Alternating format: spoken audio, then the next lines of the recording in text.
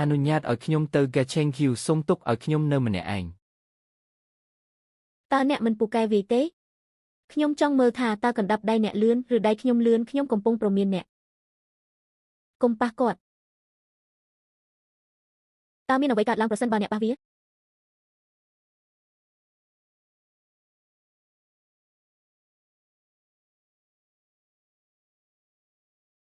ើអ្នកជានរណា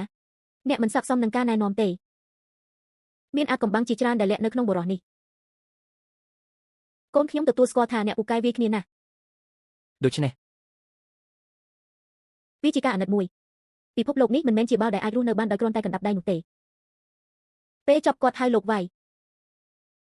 តើ Master V 3ជានរណាម៉ែអ្នកអាចដើរទៅម្ខាងនៅទីនេះបានពីព្រោះមាន Master V នៅពីក្រោយគាត់ Master 3ជាតួអង្គខូខើដែលគ្មានអ្នកណាហ៊ានរញ៉េញ៉ៃលោកវាយខ្ញុំបានជួបបញ្ហាខ្លះនៅផ្សាររាត្រីមានរឿងអី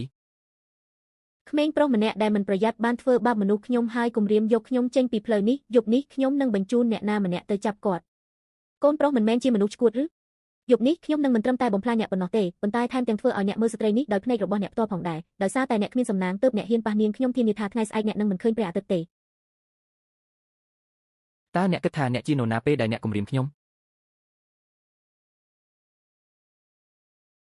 មកទៀតហើយមនុស្សរបស់ Master V 3ពិតជានៅទីនេះវាចប់ហើយលើកនេះមិនមែនជាមនុស្សរបស់មេយូទេគឺជាមនុស្សរបស់ Viceni គឺ Cheng Zhao និងអ្នកផ្សេងទៀតមានច្រើនពេកតើអ្នកមិនអស្ចារ្យទេ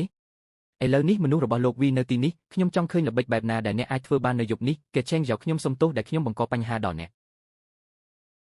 អ្វីលើកក្រោយគុំធ្វើបាបខ្ញុំ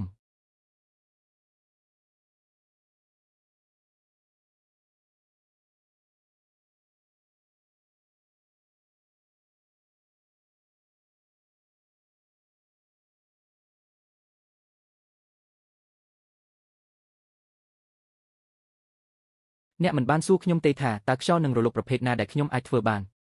នេះគឺជាវេងយន្តដែលខ្ញុំបានបង្កើត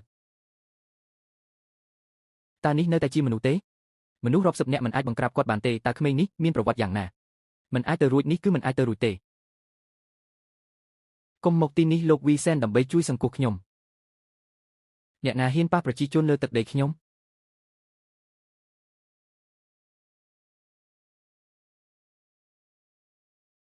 បានដីរបស់ខ្ញុំមិនមែនជាវេនរបស់អ្នកដើម្បីធ្វើសកម្មភាពព្រៃនៅទីនេះទេវីលោក3គឺជាក្មេងប្រុសនេះគាត់ធ្វើឲ្យខ្ញុំរបួសហើយនិយាយថាចាប់ពីយប់នេះទៅផ្លូវនេះមិនមែនជាទឹកដីខ្ញុំទេយុវជនខឹងខ្លាំងដែលហ៊ានបង្កបញ្ហានៅទីនេះតើអ្នកដឹងពីផលវិបាកទេខ្ញុំគ្រាន់តែដឹងថាប្រជាជនរបស់អ្នកបានធ្វើបាបថៅកែស្រីរបស់ Deshen និងវាកំទេចតូបរបស់គាត់អញ្ចឹងតើអ្នកចង់ក្រោកឈរដើម្បីពួកគេមិនមែនក្រោកឈរដើម្បីពួកគេទេប៉ុន្តែដើម្បីថែរក្សាក្មេងប្រុសដែលក្រអឺតក្រទុំនិងគ្រប់គ្រងលើមនុស្សល្អដែលគ្រាន់តែធ្វើបាបតិចជាងនេះអ្នកពិតជាធុញទ្រាន់នឹងការនិយាយជាមួយលោកវាបែបនេះខ្ញុំនឹងផ្ដល់ឱកាសឲ្យអ្នកលុតជង្គង់ចុះកៅថៅទៅមកបាយ3ដងរួចផ្ដល់សំណងឲ្យអ្នកមួយលានយន្តបើវាជាការពិតយប់នេះខ្ញុំមិនចាំបាច់ដេញតាមទេវាច្បាស់ណាស់ជាការពិតគេធ្វើបាបមនុស្សមុនគេហេតុអ្វីបានជាអ្នកឲ្យគាត់លុតជង្គង់ក្មេងស្រីតូចអ្នកគ្មានពាក្យនៅទីនេះទេវាមិនអាស្រ័យលើអ្នកថាតើគាត់មានសិទ្ធិនិយាយឬអត់អាបើខ្ញុំឮថាអ្នកពូកែវីអ្នកគ្រប់គ្រាន់ប្រយ័ត្ន